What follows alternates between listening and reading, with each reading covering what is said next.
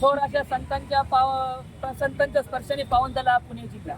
आणि त्या पुणे जिल्ह्यामध्ये पुणे जिल्ह्याला लावून असले आमचा नगर जिल्हा.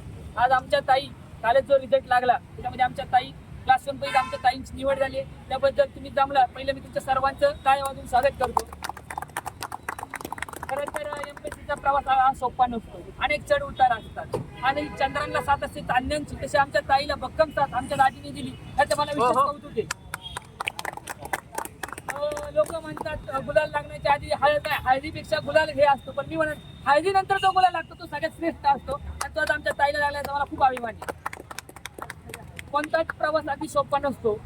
ताईचा आमचा प्रवास 3-4 वर्षाचा प्रवास होता आणि एमपीएससीचा अभ्यास करताना अनेक चढ उतार येतात, पण प्रत्येक चढ उतार आमच्या दाजींची भक्कम साथ होती. नवरा कसा असावा त्याचं उत्तम उदाहरण म्हणजे आमचे दादोगाजी सगळे जोरदार टाळ्या व्हायला पाहिजे.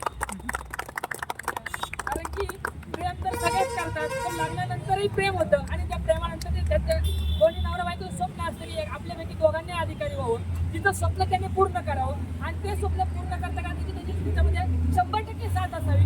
असा हा आदर्श जोडपं आहे. आदर्श जोडीच्या टाळ्या होऊ द्या. आणि मी जाधव परिवाराचं खरं अभिनंदन करेन की एक आदर्श कुटुंब कसं असावं ते जाधव परिवारासारखं असावं. कारण की लग्न झाल्यावर मुलींच्या मागे अनेक जण ठेका लावतो की चान्स घ्या. पण जाधव परिवाराने आमच्या ताईला फक्त म्हणले तू अभ्यास कर आणि अभ्यासावर फोकस करून आमच्या ताईवर गुलाल पडलाय. मी जाधव कुटुंबासाठी खरंच टाळ्या वाजवतो. कारण की मध्ये मावळमधले एक दहिंद्र कुटुंब तुम्ही आम्ही सगळ्यांनी पाहिलं. काय त्या दहिंद्र कुटुंबाने त्या मुलीला कशी वागणूक दिली. समाजात अजूनही चांगले कुटुंब आहे आणि या चांगल्या कुटुंबामध्ये जाधव कुटुंब श्रेष्ठ आहे. कारण की आपल्या सुनबाईला लग्नानंतर अधिकारी केलंय. असं हे मी म्हणतो महाराष्ट्रातलं पहिलं उदाहरण असेल की लग्नानंतर एक नवरा आणि बायकोचं साथ कशी असावी.